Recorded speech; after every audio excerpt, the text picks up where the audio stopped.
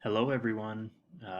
Welcome back to your Greek homework slash worksheet session.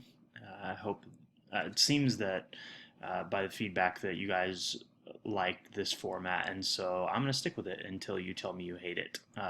Because if it works for you, then let's go with it.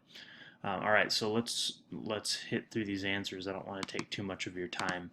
All right, so this is a simple exercise. I just want you to be able to jump on here and write out the different forms of this word. So this verb, given the tense examples in page 5 of lecture 4. Excuse me. So this is a bit of review.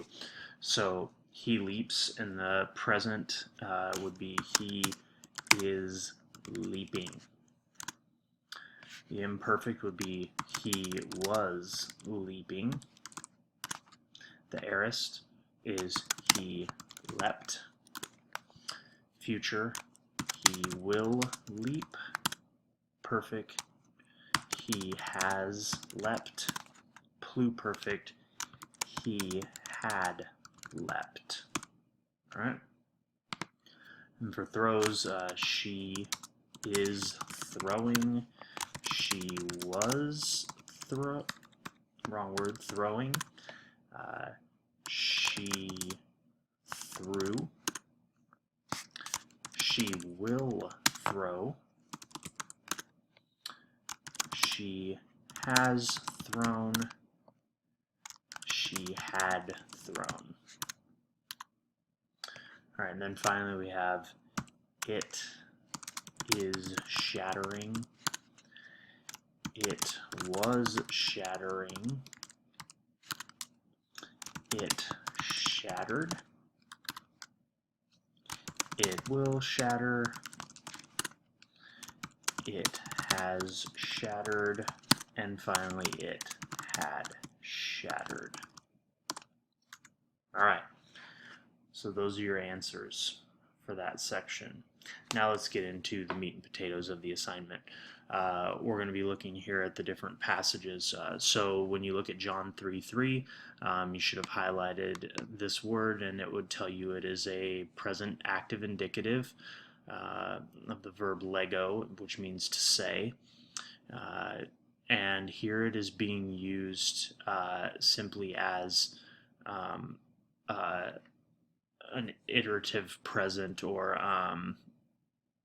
the standard word that you'll be given in your lecture here is instantaneous. Um, so it's just the idea that it just happened.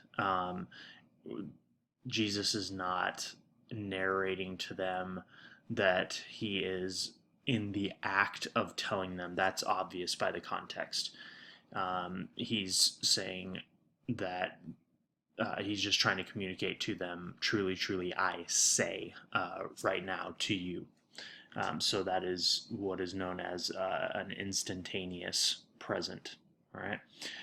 Luke 18:12. We have two verbs here. Both are in the present active indicative. I fast twice a week. I give tithes of all that I get. Um, these are examples of, sorry, I have to scroll through a few things here. I'm sorry, I said iterative of the first one. That was incorrect. It was instantaneous. I just used the wrong word. This is an iterative present. Okay. Uh, I fast twice a week. The implication of the fasting is it is happening, of course, but it happens repeatedly. This is also known as a habitual or a customary present. The idea being that it's something that is customary for the person to do over and over again.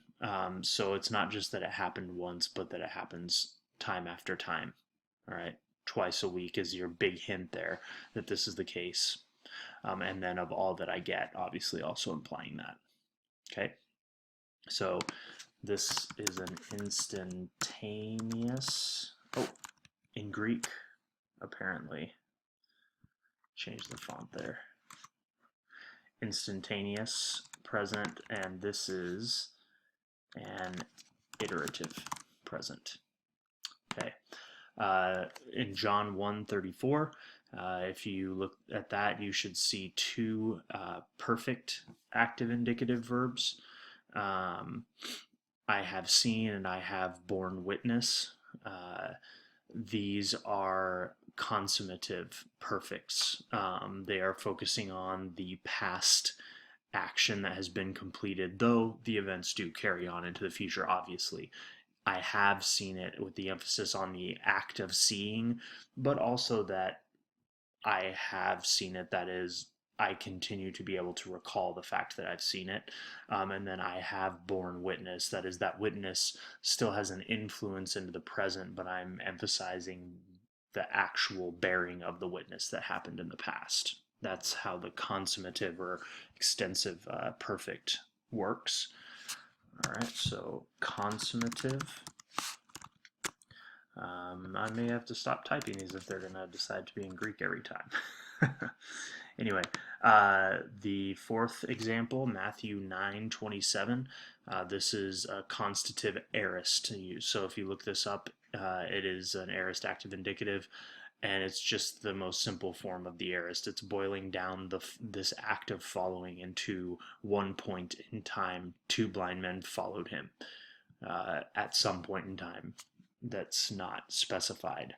All right, so this is a constative aorist. All right, I'm going to see if I can get all the fonts here into Calibri so that I don't have to keep switching them. All right. So Acts 3:2, and a man lame from birth was being carried. So this is, if you look it up, an imperfect passive or middle indicative. Here it's functioning passively. And this is a progressive imperfect, which is the most common form of the imperfect. A man lame from birth was being carried. That is, he is currently in the act of being carried.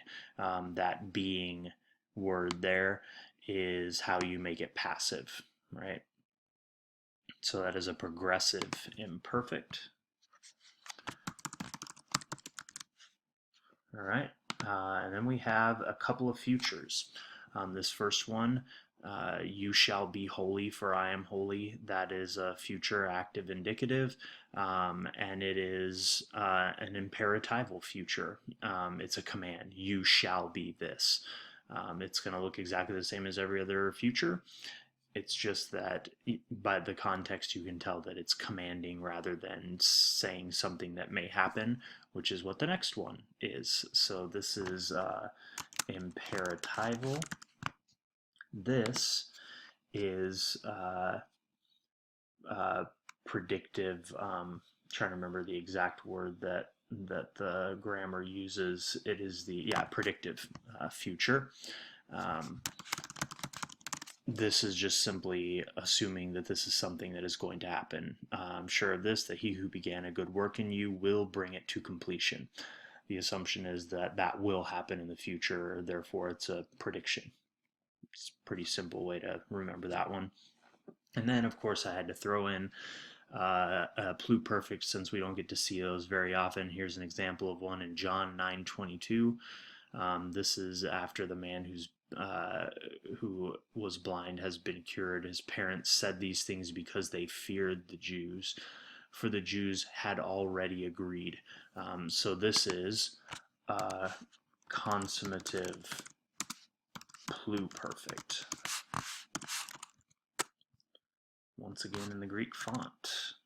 All right, a consummative pluperfect, putting emphasis on the action that happened in the past and the effects that it had that had continued on to some point in the past but have now ceased. So they had already agreed. All right, so that's your keyword had there is what's telling you that it's pluperfect and that it's a consummative pluperfect. All right, so those are your homework problems for this week. If you have any questions, put them in your homework forum, and I will try to answer them as best I can. I hope you have a great rest of the week.